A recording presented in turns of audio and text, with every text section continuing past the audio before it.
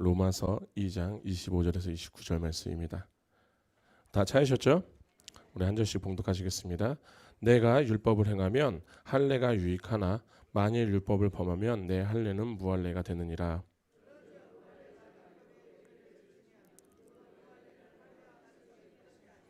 또한 본래 무할례자가 율법을 온전히 지키면 율법의 조문과 할례를 가지고 율법을 범하는 너를 정죄하지 아니하겠느냐.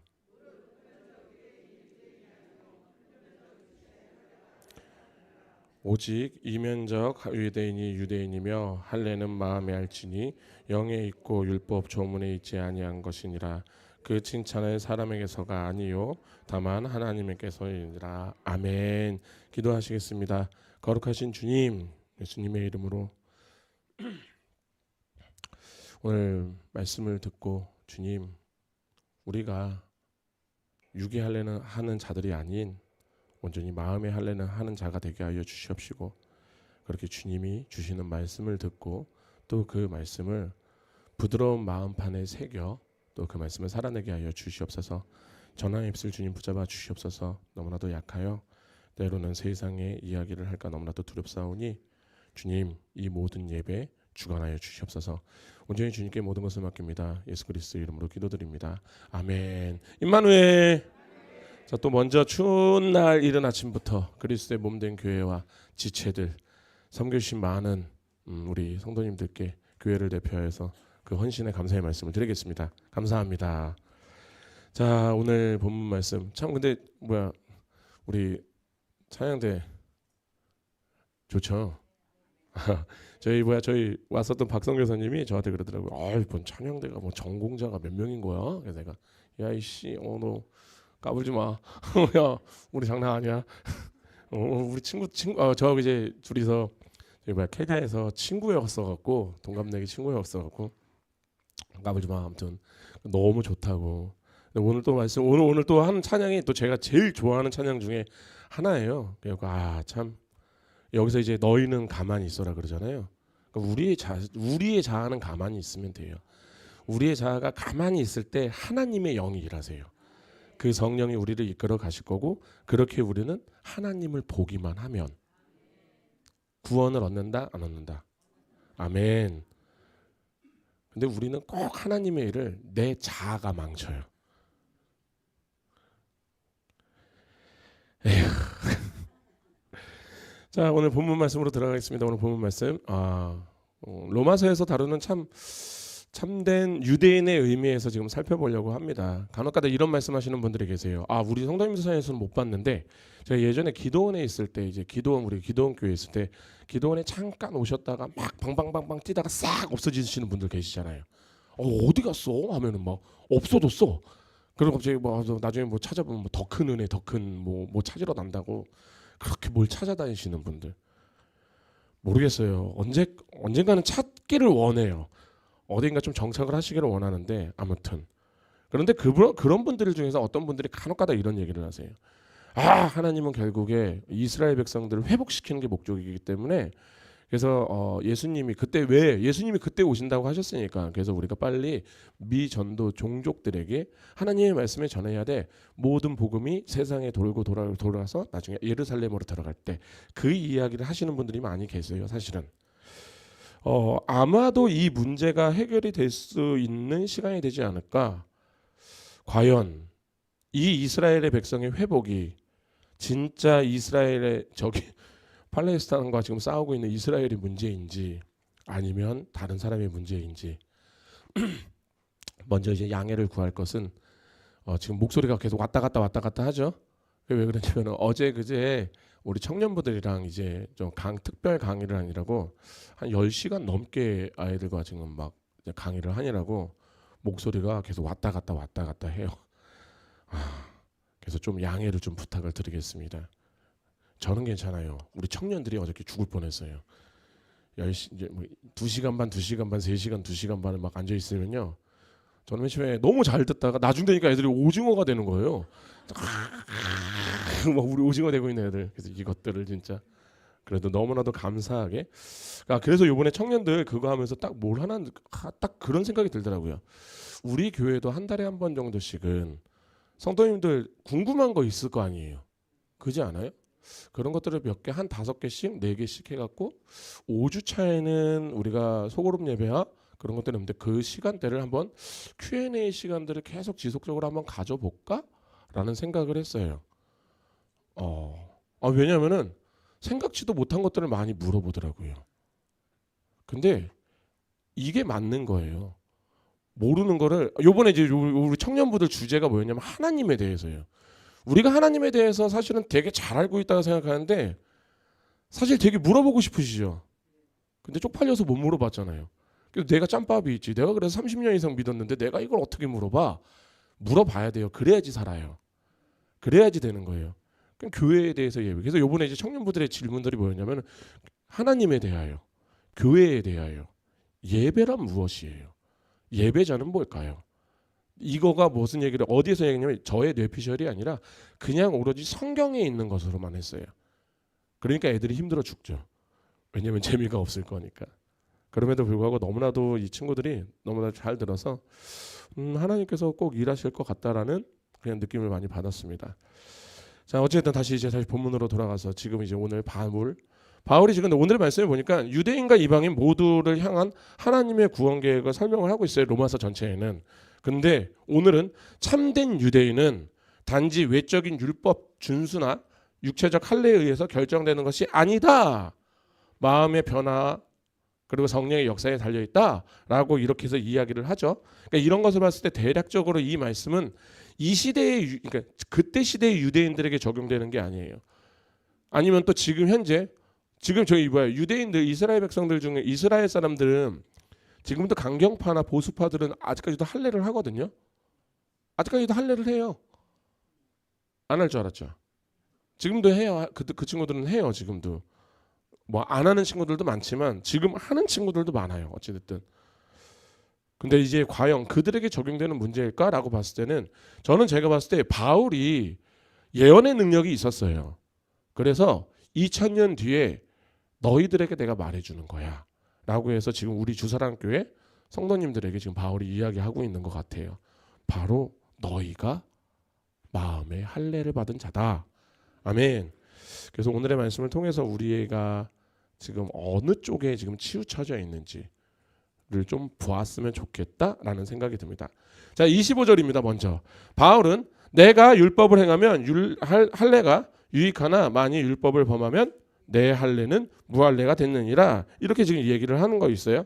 그러니까 이 말씀은 뭐예요? 외적인 표식이 할례가 율법을 온전히 지킬 때가 의미가 있는 것이지. 왜 이 얘기를 하냐면 유대인들에게 할례는 굉장한 거거든요. 굉장한 의미를 갖고 있어요.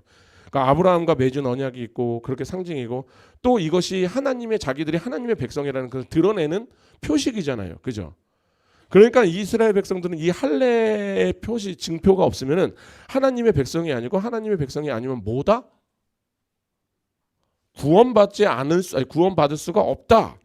그래서 이 유대인들은 지금도 이 할례에 대해서 굉장히 민감해요. 그래서 아직까지도 그렇게 할례를 유지하는 강경파, 보수파들이 있는 거예요. 그런데 지금 바울이 뭐라고 얘기하냐면 니들이 그렇게 자부심을 갖고 있는 그 할례 있잖아. 근데 그 할례가 그 자체로 구원을 받을 수가 없어. 구원을 보장할 수가 없어. 왜? 율법을 행해야지 유익한 건데 근데 문제는 어차피 니네들 율법 제대로 안 지키잖아. 지금 그 얘기를 하고 있는 거예요. 그러니까 그런 거예요. 어떤 사람을 가져다 놓고 다 얘기해도요. 결국 이 율법을 지킬 수 있는 사람이 아무도 없어요. 율법을 지킨다라는 결국 613개의 그 율법을 전부 살아내야지 지키는 거잖아요. 우리가 이제 문자적으로 해석을 했을 때 그런데 613개 중에서 만약에 내가 하나를 못 지켰어요. 그러면 율법을 지킨 거예요? 못 지킨 거예요?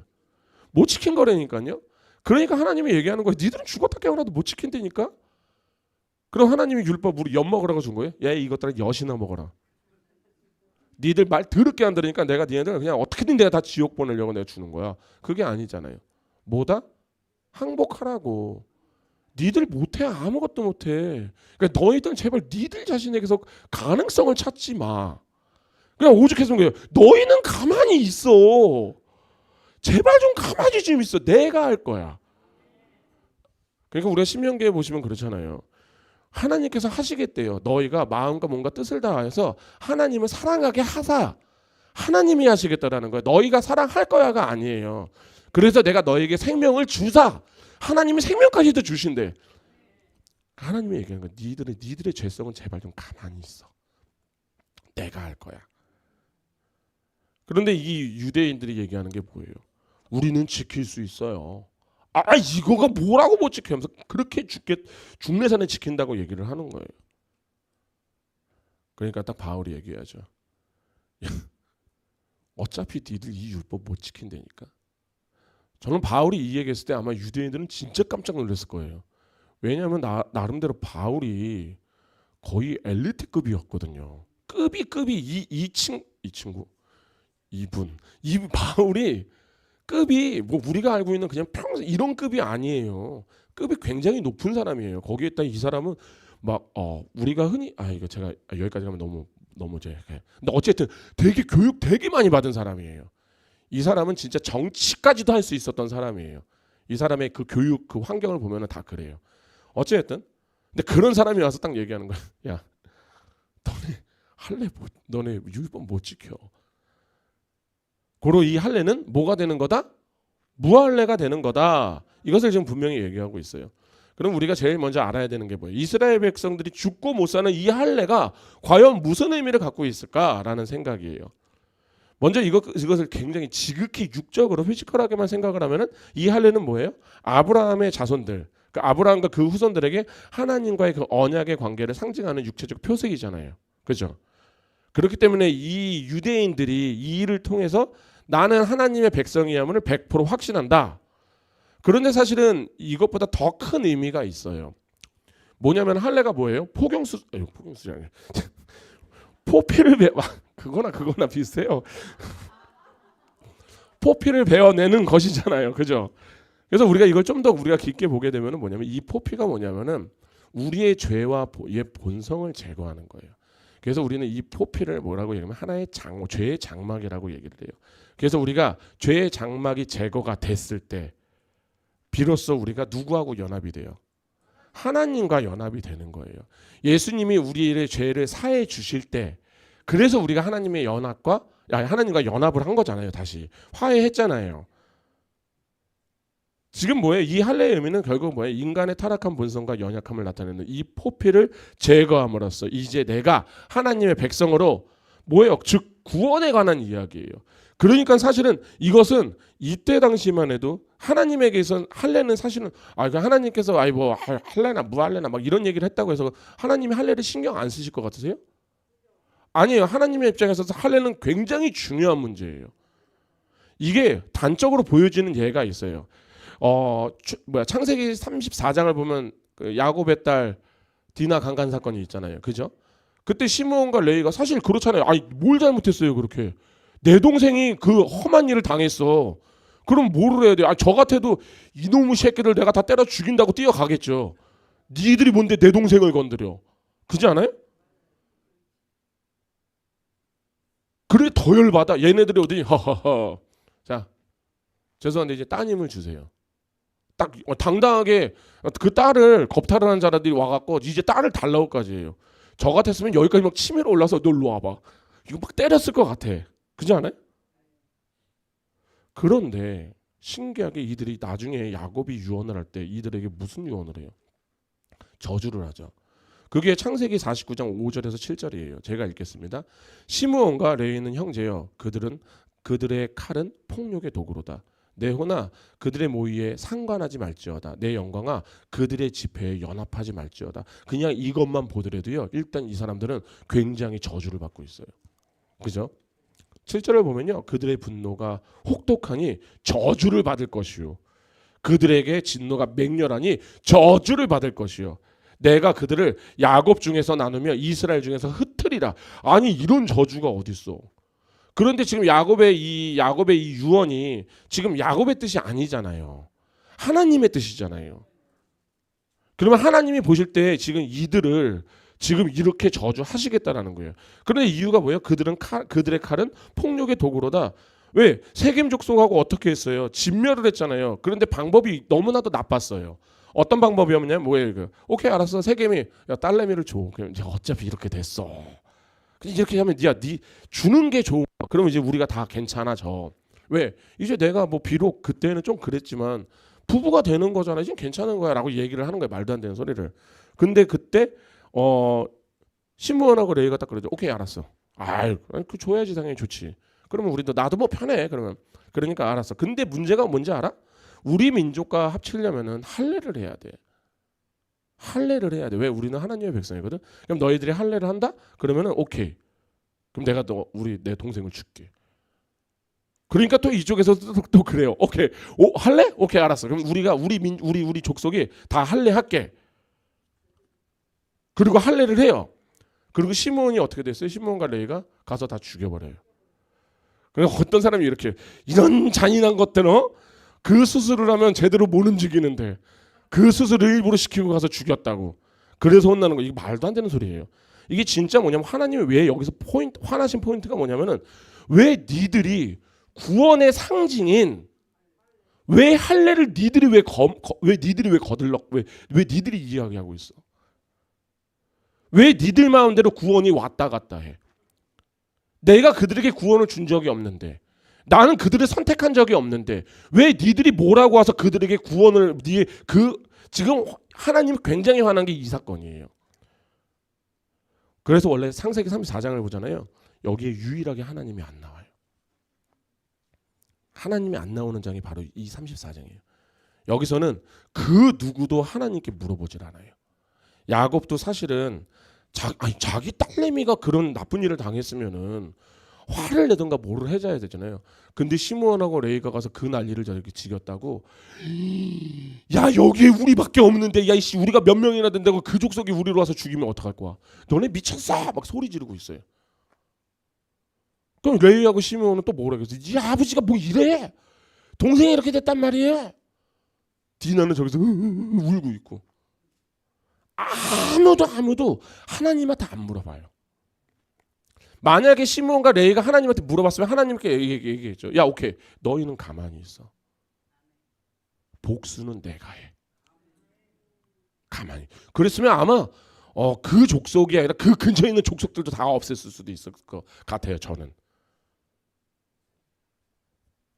지금 보려면 할례가 바로 이거예요. 구원의 상. 그러니까 하나님도 사실은 이것에 대해서 굉장히 소중하게 생각해요. 근데 지금 바울이 제기한 문제가 뭐다? 이 구원의 상징인 할례가 외적인 행위로 불과할 때는 그 본질을 잃어버린다고 얘기를 하고 있어요. 한마디로 율법 어기면은 니네들 할례 받았다고 까불지 마. 하나님의 언약이 유지가 되는 게 아니야. 뭐다? 야 너네들 하나님의 백성이란 거 특권 가지고만 있고만 하잖아. 웃기지 마. 책임과 의무를 하지 않잖아. 상관없는 자야. 그렇기 때문에 본문에서는 바울이 얘기하죠. 율법을 범하면 내 할례는 뭐가 된다? 무할례가 된다 경고하고 있는 거예요. 마치 할례를 받으면 모든 게임 끝나는 것처럼 이야기했던 그 유대인들 그들에게 야 진정한 구원의 보증표가 그게 아니야. 이 할례라는 표식은 아무런 힘이 없어. 100번 양보해서 그래 100번 양보하자. 그러니까 이 표식이 유효하려면 뭐를 해야 돼?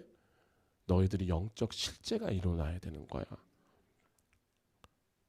그래서 우리가 또 이 할례를 의미해서 좀 더 들어가게 되면은 신약에서는 세례하고 할례가 비교가 되죠. 같이 연합이 되는 거예요. 그래서 골로새서 2장 11절에서 12절을 보면 이렇게 얘기합니다. 골로새서 2장 11절에서 12절입니다. 또 그 안에서 너희가 손으로 하지 아니한 할례를 받으니 보이시죠? 손으로 하지 아니한 할례 곧 육의 몸을 벗는 것이요 그리스도의 할례니라. 지금 제일 중요한 할례가 바로 그거라는 거예요. 그리스도의 할례. 너희가 세례로 그리스도와 함께 장사되고 또 죽은 자 가운데서 그를 일으키신 하나님의 역사를 믿음으로 말미암아 그 안에서 함께 너희가 일어났다. 일으킴을 받았느니라. 아멘.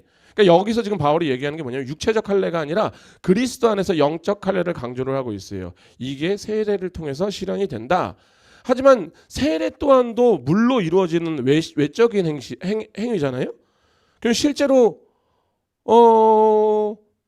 세례를 받으면 구원을 받을까요? 역시 똑똑하셔 이제. 자, 그리스도의 죽음과 부활에 동참하는 이것 또한은 그냥 상징적인 의미예요. 연합. 그래서 우리가 세례를 연합이라고 해요. 뭐 할례도 똑같죠. 구원의 증표로서 세례와 마찬가지로 할례 또한도 외적인 행시지만 하지만 우리가 느껴 알아야 되는 것은 절대로 세례와 할례는 구원의 능력이 될 수 없다예요. 그러면서 얘기하는 게 뭐냐면 손으로 하지 않은 할례를 얘기하고 있어요. 그러니까 뭐냐면 먼저 거듭남을 통해야 된다라는 거예요. 그래서 너희가 죄인임을 고백하고 그렇게 고백함과 동시에 회개하고 그렇게 너희들이 내적 변화를 겪는 것, 그렇게 믿음이 동반될 때 사실 그렇죠. 우리가 사실 또 그때 세례를 받는 거잖아요. 그죠? 그래서 세례는 뭐다? 연합을 뜻한다. 이제 비로소 내가 예수 그리스도와 하나가 된다. 이때 비로소 구원의 효력이 발생하는 것이다. 그런데 내가 하나님 진짜 개떡같이 믿고 있는데 제가 얘기했죠. 예수님 믿으면 구원받아요, 구원 못 받아요? 예수님 잘 믿어야 구원받아요. 예수님 믿는다고 하고 그냥 개떡같이 믿고 있으면요, 전 장담할 수 있어요. 그 사람 예수님과 상관없는 자예요. 그래서 예전에 이런 소리들 많았었거든요. 옛날만 해도 세례가 마치 구원의 증표인 것처럼 해갖고 막 임종 예배 막 드릴 때, 임종 예배가 원래 이제 돌아가시기 소천하시기 직전에 막 드리는 거잖아요. 그래서 막 고백하게 하고 막 이러는 거잖아요. 그럼 막 그때 막 고백하고 있는데 막 물을 막 다라에다 막 물 갖고 세례 좀 해주세요. 세례 해주세요. 우리 엄마가 아직 세례를 못 받았어요. 우리 아버지가 세례를 못 받았어요. 막 이랬을 때가 있었거든요. 그냥 그거는 좀 이따 하고요. 막 오히려 지금 회개를 빨리 시켜야 되는데 회개는 좀 이따 하시고 막 세례부터 달라는 분들이 계셨어요.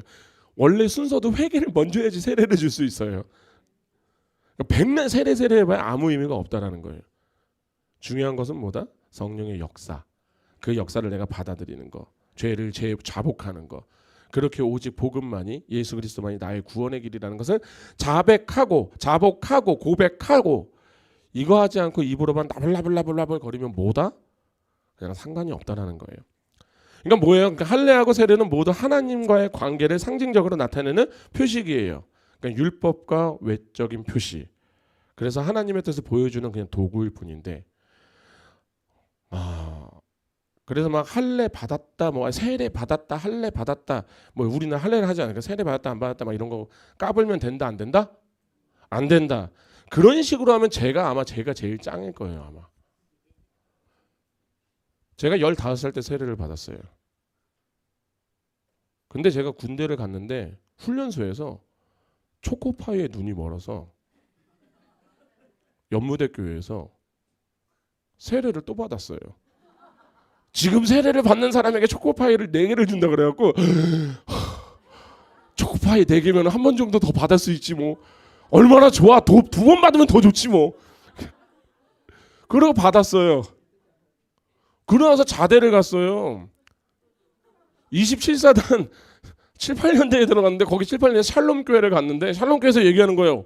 오늘 세례를 더 받으면요 몽쉘통통을 주겠대요.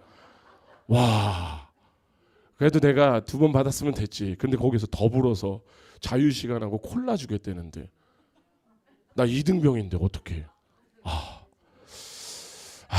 그래 3번 정도도 괜찮지. 이 정도면 구원의 확증 아니야? 만약에 방송 나가는데 큰일 났네. 야, 이제 주사랑교회 목사님은 굉장하신 분이야. 세례를 3번이나 받았어. 야, 이 정도면요 저한테 까불면 안 돼요. 저는 거의 이사야급이에요. 이사야급. 근데 하나님이 얘기하시는 게 그게 다 쓸데없는 거라니까. 진짜는 뭐다? 중심이다. 네 마음의 변화. 그게 바로 거듭남. 그렇게 거듭난 사람이 바로 하나님께 방향을 틀 수 있는 회개를 한다. 아마 우리 성도님들 중에서 세례 안 받으신 분들 안 계실 거라 저는 생각을 해요. 그런데 이 표식들이 우리가 진정한 구원의 증거가 되기 위해서는 진짜 이제 제가 지지난주부터 계속 설교하잖아요. 내적 변화. 그리스도인으로서 특권을 가진 자로서 그 책임을 다하고 그 책임을 다함으로써 내가 그 특권을 가진 자임을 증명하라라는 거예요. 근데 안타까운 것은 뭐냐면 우리가 외적인 행위에만 딱 집중할 때가 많단 말이에요. 그리고 마치 그것이 신앙의 증거인 양 착각할 때가 많아요. 창피한 얘기지만 제가 그랬었어요. 제가 어느 순간 하나님의 일을 하는데 기쁨이 없어요. 선교사로 있을 때도 너무나도 힘이 든 거야. 그냥 기쁨이 없어. 근데 하고 있잖아요. 계속. 내가 기쁨이 있을 때도 하던 것을 기쁨이 없는데도 지금 하고 있잖아요. 그렇지 않아요? 그러니까 거기서 착각을 하고 있는 거예요. 나는 힘들어도 짜증이 나는데 죽겠는데 그런데도 하나님의 일을 하고 있으니까 무슨 착각을 하고 있으냐면 나 왜? 내가 신앙의 행위가 나오고 있으니까 나 하나님 잘 믿고 있네. 그런데 제가 장담할 수 있어요. 저는 그때 내적으로 하나님께 동의가 안 됐었을 때예요. 너무 힘이 들 때예요. 그래서 막 집사람한테 야 짐 싸. 한국 가자. 한국 가. 내가 씨 안 해. 막 이랬어. 이 설교 곽희문 선교사님도 들을 텐데.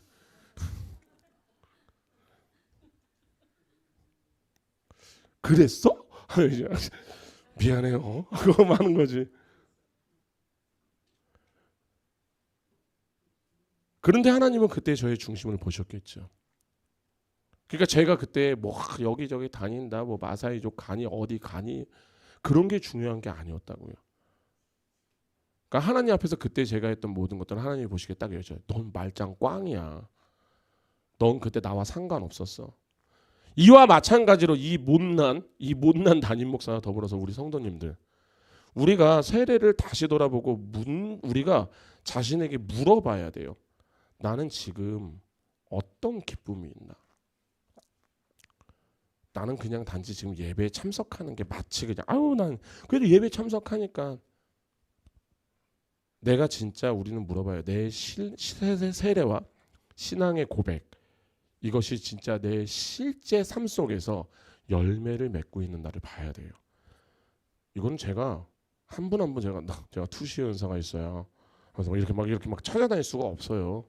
보이지도 않고요. 개개인의 문제예요.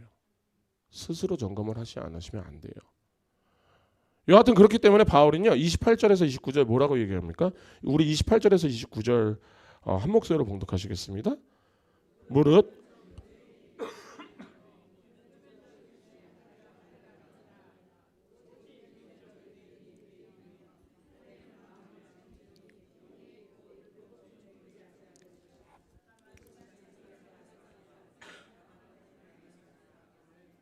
아멘.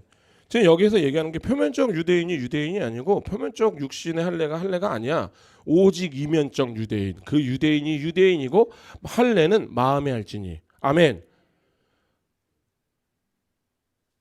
정확하게 지금 규정을 하고 있어요. 이제 아예 할례는 어디에 한다? 마음에 한다. 그럼 마음의 할례가 무엇일까라는 것을 우리가 봐야 되겠죠. 그럼 마음의 할례가 뭘까요? 이 마음의 할례는 육체적인 할례와 대조되는 개념으로 아예 그냥 사용을 해버리는 거예요. 즉 하나님께로 향한 내면의 변화와 영적 순종, 이게 안 되면은 얄짤 없다. 세례가 아까 뭐라고 했죠? 연합이라고 말씀을 드렸어요. 그렇다면 할례 또한도 연합을 뜻하는 거잖아요.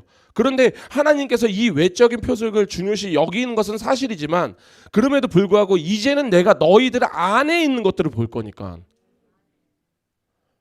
너네들의 내면적 순종과 영적 헌신, 내가 더 중요시 볼 거야 이제. 그래서 원래 이 사실은 이게 신약에서 넘어온 게 신약으로 넘어와서 바뀐 게 아니에요. 사실은 하나님께서는 계속 이야기를 했어요. 그래서 우리가 신명기 10장 16절을 보면 모세는 이렇게 얘기합니다. 그러므로 너희는 마음의 할례를 행하고 다시 목을 곧게 하지 말지니라. 이게 여기 말고도 몇 개가 더 있어요. 그러니까 우리가 이 구절에서만 보시더라도 육적 할례가 아니에요. 모세가 얘기해요. 너희들 있잖아 마음의 할례를 해야 된다니까. 이게 마치 신약으로 넘어와서 예수님이 율법을 내가 완성했어. 그러니까 내가 그렇게 해서 바뀌는 게 아니라 처음부터 하나님은요 육적인 할례는 표식이야. 단지 그거밖에 안 돼. 근데 진짜 중요한 게 뭔다고? 너희들의 마음의 할례를 하는 거라니까. 이야기를 하고 있었다는 거예요. 또한 예레미야에서 4장 4절에 하나님은 또 말씀하십니다.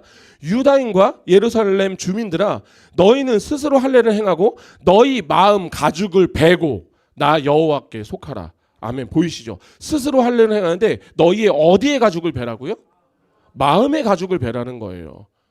그러니까 이렇게 마음의 할례는요 육체적 할례로 끝나는 게 행위로 끝나는 게 아니에요. 너희들이 진짜 세례를 받았잖아. 그러면은 제가 여러분들의 우리 성도님 얘기해 주세요. 우리 세례 받았죠? 시작이에요. 이제 시작이에요.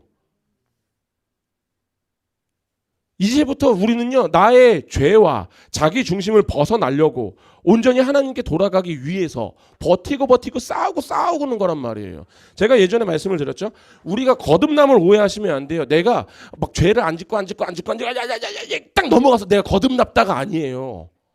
거듭났다라는 건 뭐냐면 예수님이 내 마음에 오셨어요. 성령이 임하셨어요. 거듭났다. 성화는요 뭐냐면요, 성화가 우리가 내가 성화를 이게 죄를 안 져야지 성화가 됐다가 아니라 거듭났다.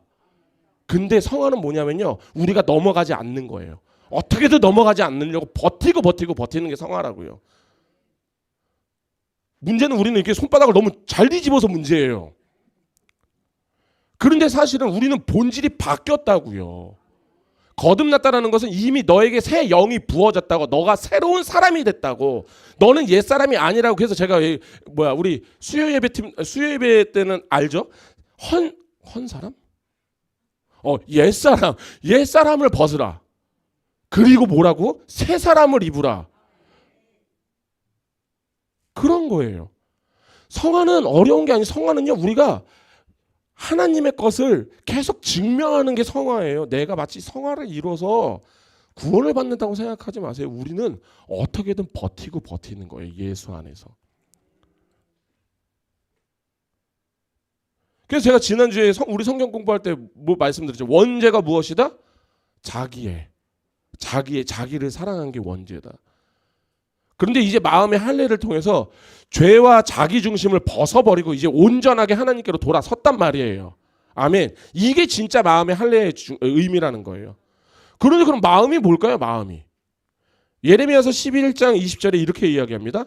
공의로 판단하시며 사람의 마음을 감찰하시는 만군의 여호와여, 나의 원통함을 주께 아뢰사오니 그들에 대한 주의 보복을 내가 보리이다 하셨더니. 아멘. 여기에서 보면 사람의 마음을 감찰하신다고 얘기하잖아요. 여기에서 이 마음이 원어로 뭐냐면 키랴예요. 키랴. 뜻이 바로 뭐냐면 콩팥, 신장. 근데 우리 알잖아요.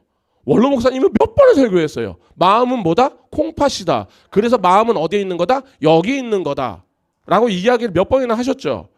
그런데 왜 콩팥이 마음이라고 했을까요? 어떤 분들은 이렇게 얘기하세요. 콩팥이 어떻게 보면 가장 중심에 있는 거거든요. 심장이 중심에 있는 게 아니에요. 우리 몸의 전체의 비율을 보면 콩팥이 가장 중간이에요. 그건 맞기는 해요. 그런데 그렇기 때문에 마음이 여기다 이렇게 얘기하시는 분들도 계시는데, 근데 이게 사실은 생각보다 되게 간단해요. 뭐냐면요, 콩팥의 기능이 뭐예요? 신장의 기능이 뭐예요? 걸러주는 역할을 하는 거잖아요. 여과 과정을 통해서 오줌 만들어서 노폐물 배설하는 과정. 그죠? 이제 이렇게 생각하면 이해가 좀 되실 거예요. 우리가 마음의 할례를 한다는 건 뭐냐면요, 너희가 세상의 가치, 하나님의 가치를 아무리 니들이 있잖아 거르고 걸러도 너희 안에는 항상 그것이 혼재되어 있거든. 혼재되어 있어. 그런데 너희가 마음의 할례를 받아서 어떻게 해야 돼? 그것들을 걸러내라고. 이게 우리가 영과 진리로 예배를 드린다고 얘기하잖아요. 우리 청년부들은 이제 귀에 아마 딱지가 얹었을 거야. 이게 하나님, 예배, 교회, 예배자 얘기하잖아요. 영과 진리가 빠지지가 않아요. 할 때마다 영과 진리가 나와. 그래서 막 그러는데, 영과 진리로 예배를 드린다는 게 뭐예요? 영이 뭘까? 영과 진리로 예배를 드린다. 영이 뭐예요? 성령. 우리가 성령에 감동되어서 성령의 이끌림으로 말미암아 예배를 드리는 거예요. 진리는 말씀. 뭐냐면은 이런 거예요. 우리가 하나님의 말씀을 잘못 들을 때도 있잖아요. 그렇지 않아요? 가라! 했는데 하나님이 가라 했는데 갑자기 우리는 내가 듣고 싶은 거 들어가고 가지 말라고요? 아유, 하나님 감사합니다. 근데 우리가 성령의 감동이 돼서 예배를 나왔어요. 말씀을 보니까 이상하다? 하나님은 나한테 그러면 이 말씀을 보니까 가라고 하지를 않을 텐데, 아니 가지 말라라고 얘기했을 거 없을 텐데, 거기에서 한 번에 더 교정이 발휘되는 거예요. 그래서 너희들이 영과 진리로 예배를 드리라는 게 뭐냐면은, 너희들에게 내가 두 가지의 걸림망을 또 준 거야. 성령으로 인해서 왔어. 오케이, 너무 좋아. 근데 너희들이 가끔가다 조금 잘못 들어. 이상한 거 들어. 그러니까 그걸 어떻게 확인을 하라? 진리로 확인하라. 성경 말씀으로 확인하라. 내가 다 써놨잖아. 그 이야기라는 거예요. 똑같아요. 너희들이 항상 너희들 세상 가운데 살아가면서 하나님의 가치 있냐 막 따라가잖아. 그런데 가다 보면 정신 한번 놓고 있으면은 세상의 가치 막 받아들이잖아. 그러니까 너희들 안에서 항상 하나님의 가치와 세상의 가치가 혼재되어 있단 말이야. 근데 신장이 무슨 역할을 한다? 거른다.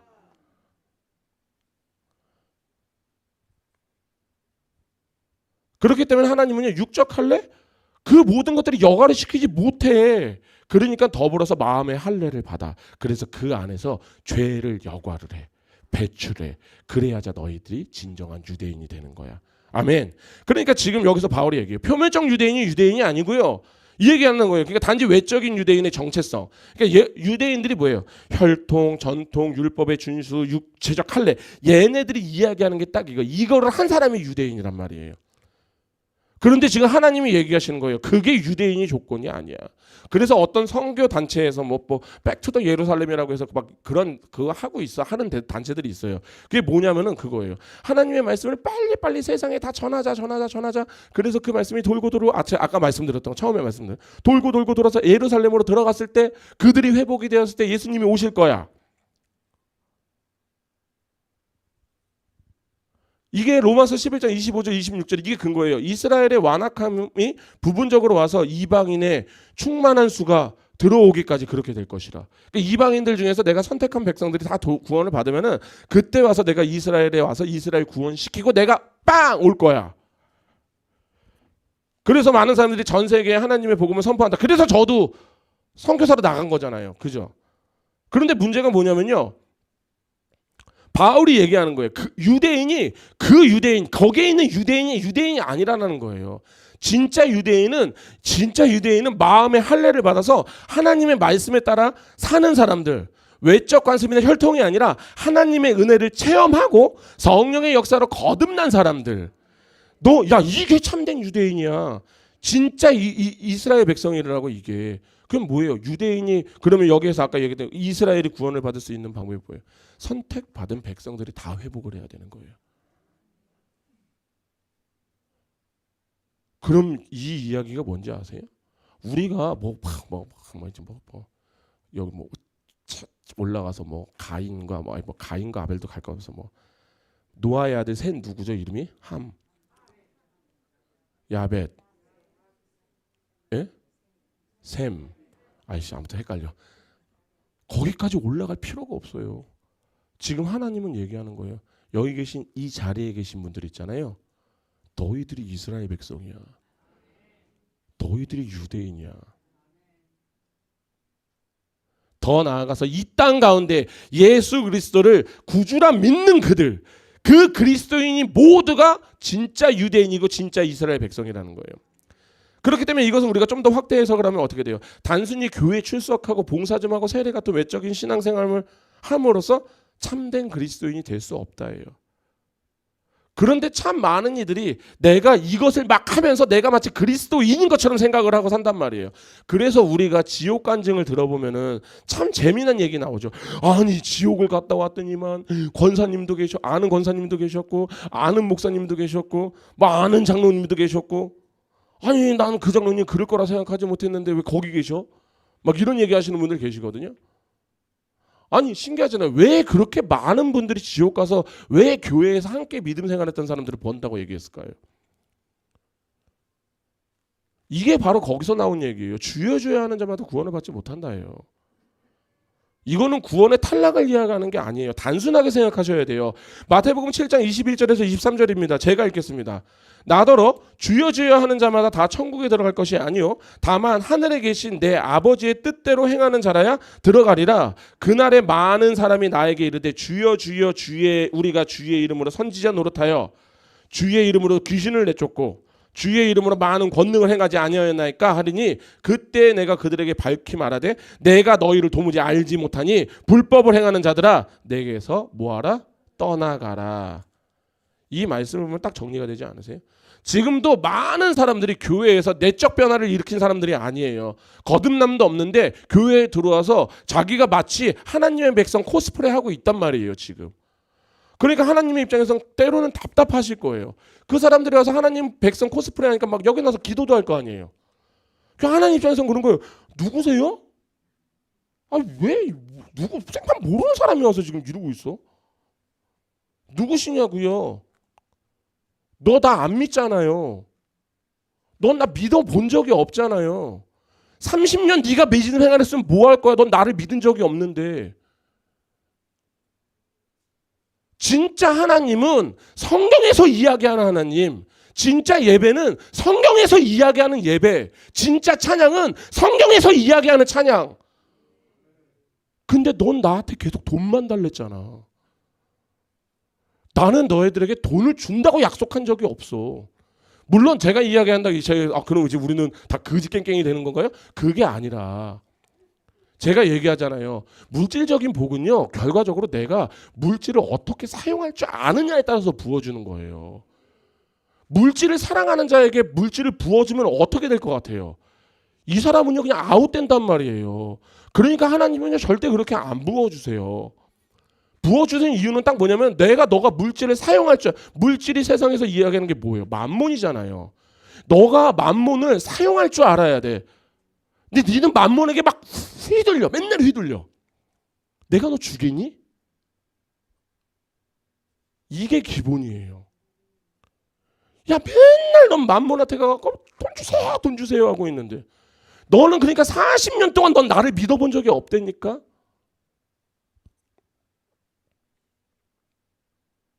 그러니까 결국에 하나님이 얘기하는 건 그거예요. 내가 너를 도무지 알지 못하니라.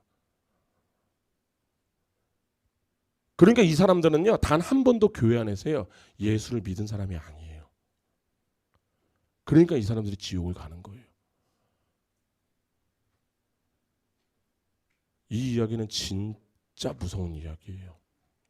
내가 지금 내 자신을 바라보지 않잖아요. 내 마음에 이 상태, 동기와 순종 이것을 제대로 바라보지 않잖아요.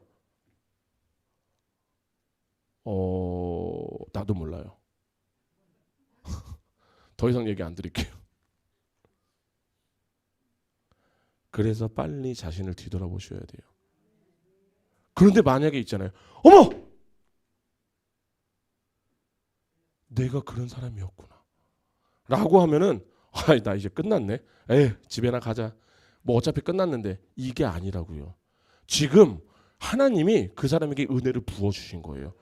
들었지? 너 얘기하는 거야. 너 얘기를 했다는 건 뭐예요? 내가 널 죽여버릴 거야. 너 꺼져. 이게 아니잖아요. 너 얘기라고. 정신 차려. 네가 원래는 내 백성이라고. 근데 너는 왜 지금도 그러고 있어? 돌아와. 그렇게 해서 그 사람이 하나님 제가 그랬던 사람이군요 하고 나와서 기도를 할 때 하나님께서 그때 그 사람에게 마음의 할례를 베푸시는 거예요. 그렇기 때문에 29절에서 이르죠. 할례는 마음에 할지니 영에 있고 율법의 조문이 있지 아니한 것이라. 아멘. 그러니까 이 구절은 마음의 할례는요 인간의 노력으로는 죽었다 깨어나도 되지 않아요. 여기 계신 분들 아무리 노력을 해봐도요 마음의 할례를 받을 수가 없어요. 이 마음의 할례는 어디서 오는 거다? 성령의 역사로 오는 거다. 아멘. 그래서 에스겔서 36장 26절에서 27절 이렇게 얘기합니다. 또 새 영을 새 영이 우리 새영 집사님 얘기하는 거 아니에요. 그럼에도 불구하고 우리 새영 집사님 이름 너무 좋네. 새 영을 너희 속에 두고 새 마음을 너희에게 주되 너희 육신에서 굳은 마음을 제거하고 부드러운 마음을 줄 것이며 내 영을 너희 속에 두어 너희로 내 율례를 행하게 하리니 너희가 내 규례를 지켜 행할지라. 아멘. 성령이 우리의 마음을 새롭게 하시고 하나님의 뜻에 순종할 수 있게 힘과 동기를 주신다라는 거예요. 우리 인간의 힘으로는요 절대로 자기의 죄와 자기 중심성을 벗어날 수 없어요. 아니 사실은 벗어나고 싶은 마음도 없어요. 우리는요 그냥 죄가 나를 쿡 찌르면은 왜 이제 왔어? 좀 더 빨리 오지 하고 그냥 따라가는 자예요. 제가 얘기하잖아요. 우리 피해자 코스프레 하지 마세요. 사단이 와서 나를 꼬셨습니다. 꼬시는 게 뭔지 아세요? 걔가 넘어올 걸 아는 거예요.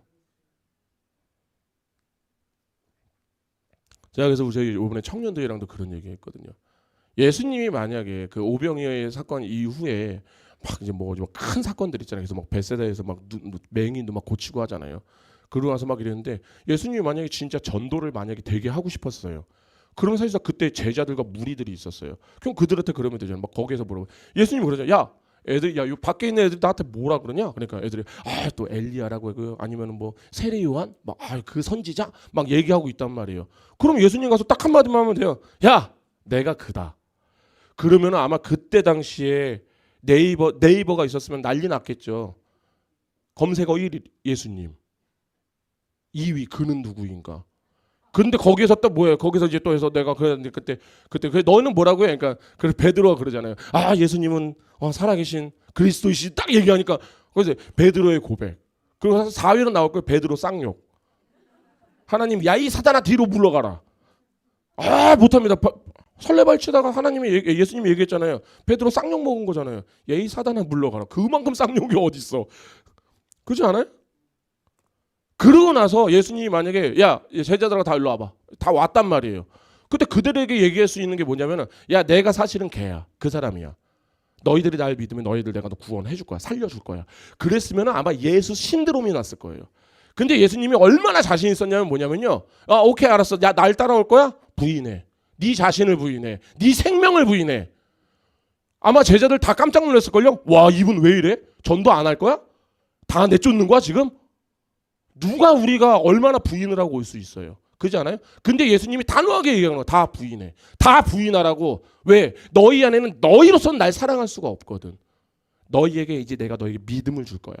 근데 네 안에 네가 있으면 들어가질 못하잖아. 부인하라고. 네 생명마저도 부인하라고. 저는 제가 이런 생각을 많이 했어요. 복음은요 기교가 없어야 돼요. 복음의 기교를 부리기 시작하면 저는 아마 사람 되게 잘 꼬실 사람이거든요. 제 친구들이 저한테도 항상 얘기하는 게 그거예요. 너는 사기를 치면 진짜 사기 잘 칠 거라고. 근데 복음은요 기교가 아니에요. 있는 그대로 전하는 거예요. 근데 예수님이 여기서 예수님이 얼마나 자신감이 있었는지 아세요? 필요 없어. 내 백성은 오로지 내 음성에만 움직여. 하나님이 원하시는 건 이 교회에 세상 사람들이 들어오는 걸 원하는 게 아니에요. 하나님이 원하시는 건요. 이 세상에 지들이 지금도 가인이라고 뻐럭뻐럭 우기면서 있는 아벨들이 있어요. 하나님의 백성인데 아직 하나님을 안 만나서 지들이 아직까지도 계속 나는 세상 사람이야. 나는 세상 사람이야 하면서 계속 그렇게 살고 있는 사람들이 있단 말이에요. 하나님이 원하시는 게 그들이에요. 너야 너 이 새끼 딱 때린 다음에 들어와. 하나님이 원하시는 게 이거예요. 그러니까 뭐다? 예수님은요. 너무 자신 있는 거예요. 아버지께서 나에게 보낸 사람들이 있거든. 나는 걔네들을 절대 놓치지 않아. 뺏기지 않아. 이게 우리가 안전한 이유예요. 아멘.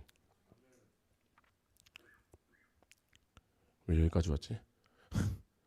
그냥 고로보다 우리는요. 아니다. 넘어가겠습니다. 자, 그렇기 때문에 마지막으로 바울은 이릅니다. 그 칭찬은 사람에게서가 아니요. 다만 하나님에게서니라. 아멘. 이렇게 선언을 해요. 그러니까 마음의 할례가 외적인 행위를 통해서 우리가 사람한테 인정을 받으려고 많이 하거든요. 그거 하지 말라고요. 야, 니들 봉사 왜 해? 니들 청소 왜 해? 니들 이거 왜 해?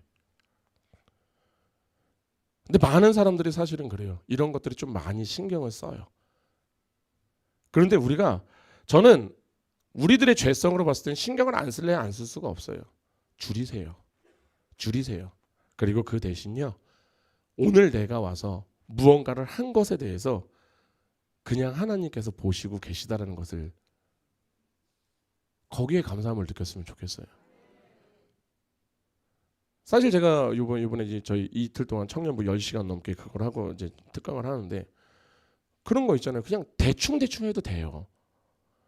그럼 아마 저도 좋았었고 우리 청년들도 좋았을 거예요. 근데 제가 막 했던 것은 저는 청년들에게 막 인정받고 싶은 마음은 없었어요. 근데 이것만큼의 양보가 안 되는 거예요. 왜? 하나님이 원하는 게 이걸 거라는 게 보이니까. 그래서 저희 2주 동안은 거의 집을 못 들어갔어요. 집에 들어가면 그 아기 무리가 하나 있어요. 아빠 불러갖고 막 말씀 못 보게 하는 애. 대학에서 저번에도 한번 이렇게 붙들어서 했어요. 사탄아 물러가라. 사탄 하면서 사탕 달라고 막 뛰어다니고. 야 이 뭐야 이씨.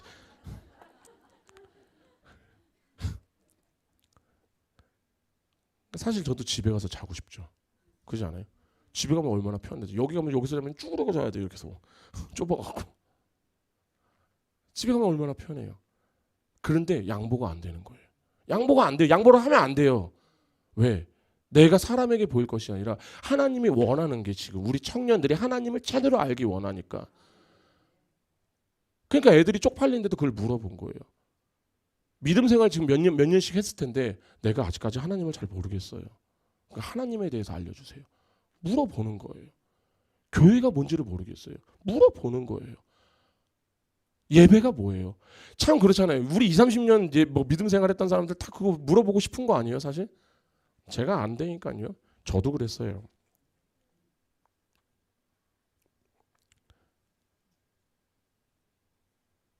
우리가 구할 것은요, 사람이 아니에요.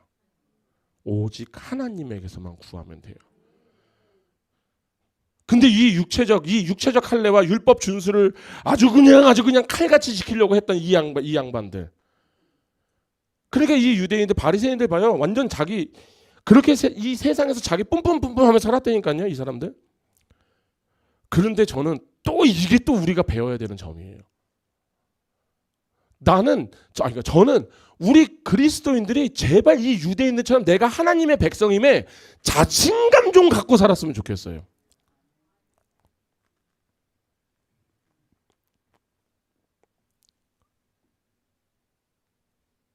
여하튼 바울은 지금 하나님께서 너희들의 마음의 중심을 보고 있어. 너희들 조심해야 돼. 그래서 마태복음 6장 1절에서 이렇게 얘기합니다. 사람에게 보이려고 그들 앞에서 너희의 의의를 행하지 않도록 주의하라. 이게 누구예요? 외식하는 바리새인들 지금 책망하고 있는 거예요. 그렇지 않으면은 하늘에 계신 너희 아버지께 상을 받지 못하리라. 이것 때문에 그래서 내가 또 내가 저 하늘에 가서 내가 황금빛 나는 방에서 살아야지. 제가 뭐라고 했죠? 황금빛 방에서 살면 어떻게 된다고요? 눈 멀어요. 눈 아파 죽어요. 그런데 또 그 방에 누구 하고 있을 것 같아요? 이 땅 가운데서 내가 미워했던 사람이랑 영원히 있을 건데.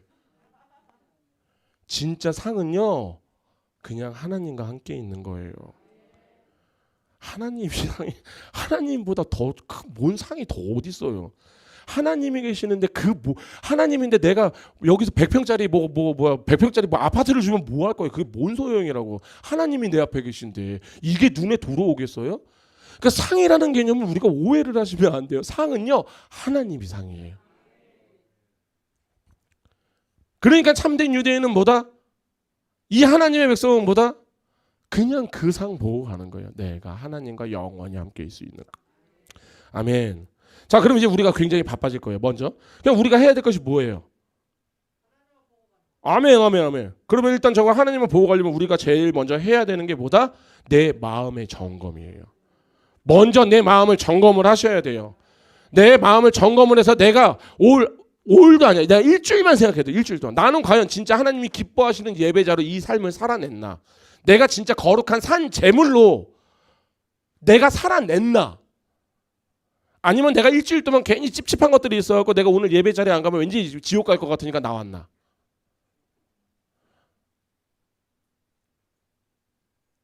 고민해야 된다니까요. 고민하지 않는 그리스도인들은요, 앞으로 못 나가요. 무조건 고민해야 돼요. 근데 이 고민의 내용은 어디가 기준이 돼야 된다고요? 영과 진리로. 그러면 진리가 기준이 돼야 되겠죠. 이 고민을 했다는 것은 일단 뭐예요? 내가 안에서 성령님이 움직이신 거잖아요. 고민을 했으니까 성령님의 탄식을 들었잖아요. 그래서 나를 봤잖아요. 봤더니만 어머 내가 뻘짓을 하고 있었네. 그럼 뭐로 해야 돼요? 설교를 통하여서 또는 말씀을 통하여서 진리로 통하여서 바로 잡고 그 길을 가야죠.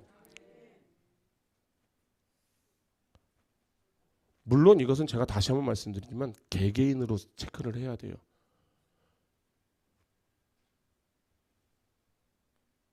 여기에서 어떤 분이 이렇게 고백하실 분 한 분도 안 계세요. 나는 사실 돈 때문에 예수님 믿어. 이렇게 고백하실 사람 한 명도 없잖아요.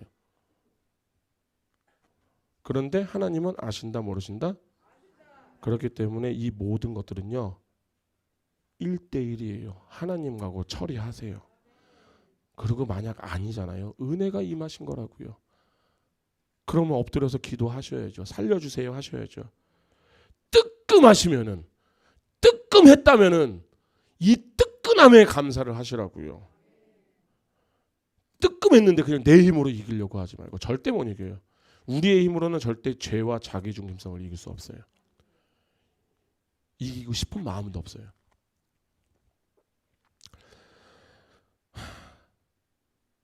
그렇게 우리가 체크를 하면서 제발 종교인으로 안 살았으면 좋겠어요. 우리는 신앙인으로 살아야 돼요. 그래서 바울은 마지막에 참된 할례, 마음의 할진이 영에 있고 율법 조문에 있지 아니한다. 이렇게 가장 쉽게 생각하면 이런 것 같아요. 율법 조문에 얽매이는 신앙은요, 우리를 속박을 해요. 막 졸라매요 막. 근데 성령 안에서 신앙은요, 자유해요. 저는 방종을 떨라라는 게 아니에요. 자유를 누리라는 거예요. 예수 안에서 자유를 누리는 것은요, 얽매임에서 벗어나는 것이 아니라요, 죄와 사망과 율법의 속박에서 해방이 되는 거예요. 그렇기 때문에 이제 우리가 하나님의 은혜 안에서 참된 평안과 기쁨을 누리는 것은 세상의 가치가 아닌 예수 그리스도의 가치를 따라가니 내가 조금 못 먹어도 괜찮아요. 세상은 내가 조금 못 먹으면 미치고 한장 팔딱 뛰잖아요. 근데 우리는 괜찮아요. 왜? 나는 안전하니까. 그래서 배가 고파 죽을 것 같은 사람이 콩 한 쪽이 딱 있으면 어떻게 해요? 내가 먹기 바빠 죽 거잖아요. 세상 사람들은. 그런데 우리 그리스도인들은 정말 멍청하게도요, 그걸 반으로 잘라요. 우리 집사님이 그래도 저번에 1kg 빠졌다고 하던데 이거라도 줘야지. 이거 보시면서 뭘 느끼시는 게 없어요? 제가 이 예를 들어드리는 게, 세상 사람은요, 그 콩 한 쪽에 매인다고요. 콩에. 세상 사람들은요, 이 콩에 매여서 살아요. 이 콩을 내가 먹어야 되니까. 그런데 우리는요, 거기에 매이는 자가 아니에요. 그러니까 그 콩을 아무렇지도 않게 자를 수 있는 거예요. 그래서 집사님 하나 먹어. 반밖에 못 갖고 왔어요. 참아 먹어. 우리는 이 콩 안쪽에서도 자유예요. 우리가 그렇게 내 거 매여서 사는 게 아니라 예수 안에서 나 구원 받았고, 그렇게 난 이제 뭘 해도 안전하고, 그렇다고 다시 한번 말씀드리면 방종 떨라는 게 아니에요. 그렇게 하나님 안에서 내가 하나님이 주신 마음으로 정말 사랑하고 싶어서 진짜 이 마음으로 어떤 행위를 했다라면은 하나님은 괜찮아요. 결과가 안 좋아도 돼요. 왜? 우리 그리스도인은요, 과정이 중요한 사람들이에요. 결과는 문제가 안 돼요. 왜? 우리의 결과는 정해졌어요. 여기 있는 분도 결과 정해졌다고요. 어떤 결과? 우리는 천국 가요. 결과는 정해졌어요. 그러니까 하나님이 이 땅에서 우리의 뭘 보시냐면 과정을 보는 거예요. 이 과정이 더 중요한 거예요.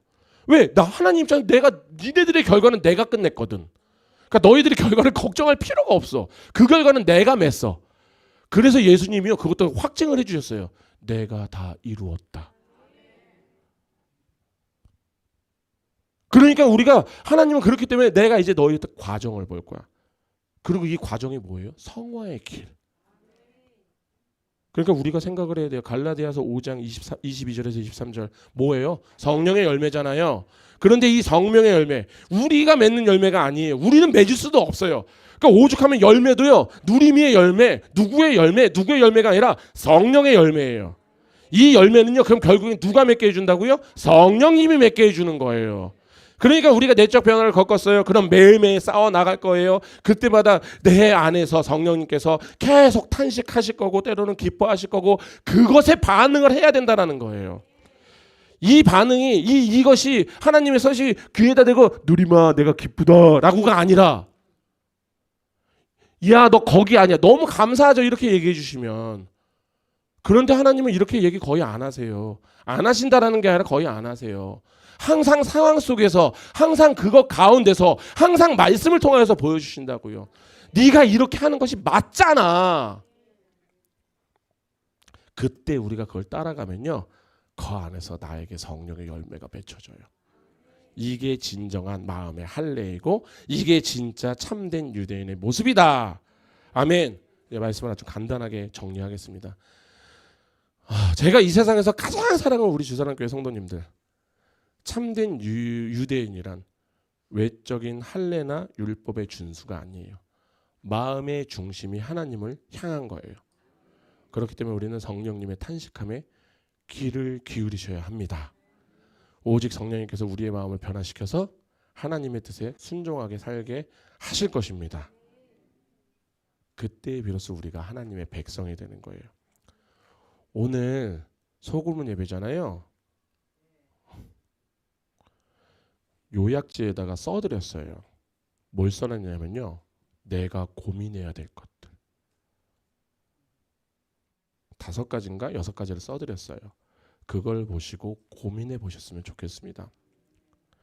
그렇게 하나님께 더 나아가 하나님께 가까이 가는 삶을 살 수 있는 우리 주사랑교회 성도들이 되기를 예수님의 이름으로 축원합니다. 기도하시겠습니다. 할렐루야. 거룩하신 주님, 오늘 말씀을 통하여서 우리의 심령이 이제 제대로 진짜 할례를 받게 하여 주시옵소서. 그렇게 내적으로 변화를 받아 하나님이 기뻐하시는 주사랑교회 공동체가 되기를 소망하오니, 그렇게 주님 우리 교회가 오직 복음을 통하여 변화된 삶으로서 하나님의 영광을 드러내는 삶을 살게 하여 주시옵소서.